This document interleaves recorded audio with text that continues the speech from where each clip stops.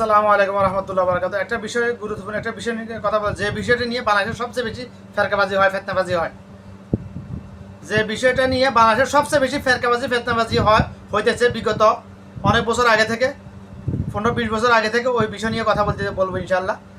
আমা তৌফিক ইল্লা বিল্লাহ, রাব্বি জিদনি ইলমা, আউযু বিল্লাহি মিনাশ শাইতানির। বিষয়টা হলো হাত তুলে মোনাজাত করা। হাত তুলে মোনাজাত করা বিদাত বিদাত বিদাত, তবে সবসময় বিদাত নয়। কখন বিদাত কখন বিদাত নয় এটা আমাদেরকে জানতে হবে। আমাদের দেশে যে রীতি রেওয়াজ, প্রত্যেক ফরজ নামাজের পরে সালাম ফিরানোর পরে সাথে সাথে আল্লাহুম্মা আমিন রাব্বানা যালামনা আনফুসানা আমিন, এটা বিদাত, 100% বিদাত। এটা কেন বিদাত? এটা বিদাতের অনেকগুলো কারণ আছে। এটা কেন বিদাত? এটার বিদাত মানলেও বিদাত, না মানলেও এটা বিদাত। বুঝলেও বিদাত, না বুঝলেও বিদাত। কেন বিদাত আমি বলতেছি, এটা ব্যাখ্যা দিতে চাই আমি। তুমি যে নামাজ সালাম ফিরানোর পরে বা মুনাজাত ধরলে 4 রাকাত নামাজে যে 2 রাকাত পাইছে, তার কি হইতেছে? তার কি আর সূরা কেরাত আসবে তোমার আমিনের লগে?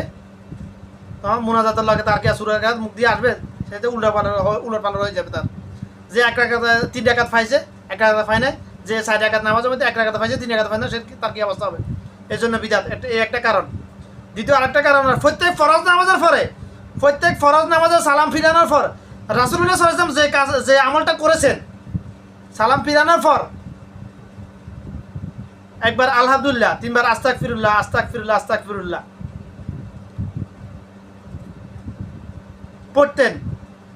আরো অনেকগুলো আছে বলতেছি। তারপরে মুসল্লিদের দিকে ঘুরে বসতেন।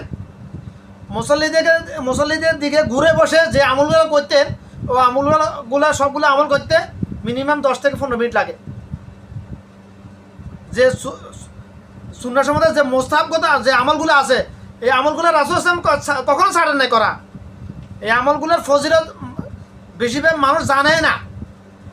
বেশিরভাগ মুসলমান তো মনে করে মোস্তাহাব আর সুন্নত আমল করলে নেকি পাওয়া যাবে, শুধু বাস এটাই জানে, ফজিলত জানে না। নেকি আর ফজিলতের পাওয়ার সম্বন্ধে মুসলমান জানে না, অজ্ঞ জাহেলিয়াতের কারণে সুন্নতকে অবহেলা করে মুসলমান। প্রত্যেক ফরজ নামাজে সালাম ফিরানোর পর সুন্নাহ সম্মত যে মুস্তাহাব যে আমলগুলো আছে, এগুলো না করে মুনাজাত করাটাই হলো এই যে করা হয়, এই জন্য বিদাত। কারণ রাসূল সাল্লাল্লাহু আলাইহি ওয়াসাল্লাম কখনো নামাজে সালাম ফিরানোর পরে মুনাজাত করেন নাই, হাত তুলে দোয়া করেন নাই, এই জন্য এটা বিদাত। রাসূল সাল্লাল্লাহু আলাইহি ওয়াসাল্লাম যেটা করেন নাই, ওটাকে নিজ থেকে